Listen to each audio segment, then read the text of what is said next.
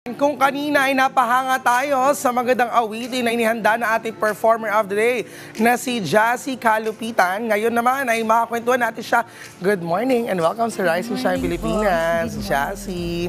Uy, ano nag-joke sa'yo na pumasok sa music industry? So, dahil po sa pagmamahal sa musika at pagkanta. Okay. And syempre, lalo na musically inclined po yung buong family members namin. So, okay. andun na din yung support and yung influence, kumbaga. And lalo na sa, mga supporters and friends ko din po. Meron po akong Jassy Buddies and Jassy and Friends. Kaya, yun, nagpatuloy po ako sa musika. Katuwa naman, talaga may Jassy friends. Yes, so talaga may fandom mo. Kinabog mo si Yuna. Yuna. Pero eto nga no, I understand you're in a family na talagang into music. So, kamusta? Sino yung pinaka-nagturo sa'yo when it comes to singing, performing? Ano po kasi ako, sobrang mahiyain ako before. Okay. So, yung nag-start po akong i-challenge yung sarili ko nung magdidibu po ako. Then, sabi ko, gusto kong debut is... Magdidibu? So, lagpas 18 ka na? Yes po. Nakakaloka ha? Parang hindi. Yun, nag-start po akong nag-voice lesson sa CPMP and Artist League. So yun, dun ko po challenge yung sarili ko na sabi ko, gusto ko mag-concert type na debut. Wow! So yun yung sabi ko, paano ako makakapag-perform sa harap ng mga tao kung mahiyain nga ako. So yun, nag-start po ako dun. Siyempre sa debut mo, nandun mga family mo, yes, friends mo. So talagang medyo, kumapal na yung natin, yung mukha natin. Pero ano yung pinaka-memorable performance sa'yo? Bukod doon siguro sa naging concert debut mo, no? Actually maraming memorable eh. Una na lang din dun yung nakapag-concert ako kasama sila Glock9, Parokya, ni Edgar, and Silent Sanctuary. Then, pangalawa is yung sumali po ako sa Tawag ng Tanghalan, 2017. Then, pangatlo is yung sumali naman ako this year sa Tawag ng Bituin, which is ako po yung naging grand winner. Congratulations! Thank you. Ano po yun? Produce ni Direct Art Halili. Ayun. Pero, and yung lastly po, yung nagka-concert po kasi ako last November 30. Ayun. November 30 and back sa Jazz's Talent. So, yun. Ayun. You have any social media accounts para syempre abangan namin yung upcoming gigs mo and para updated kami sa'yo?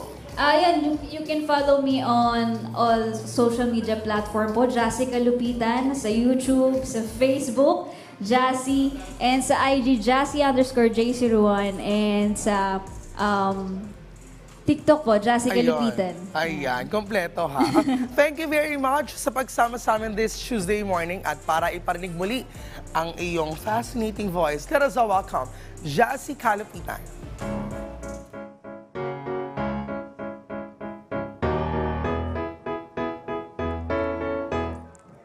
I'm alone in my house. I'm out all the time. I'm at the bottom of the bottle. I've been knocking him down. I can't get myself out of bed. Hear these voices in my head like a song.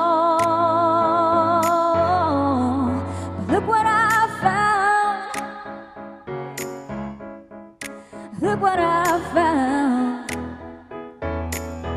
Another piece of my heart just laying on the ground. Hey, let's go. On the dark foggy day, woo, I'm looking for a light. Hey, my only friend is working tonight.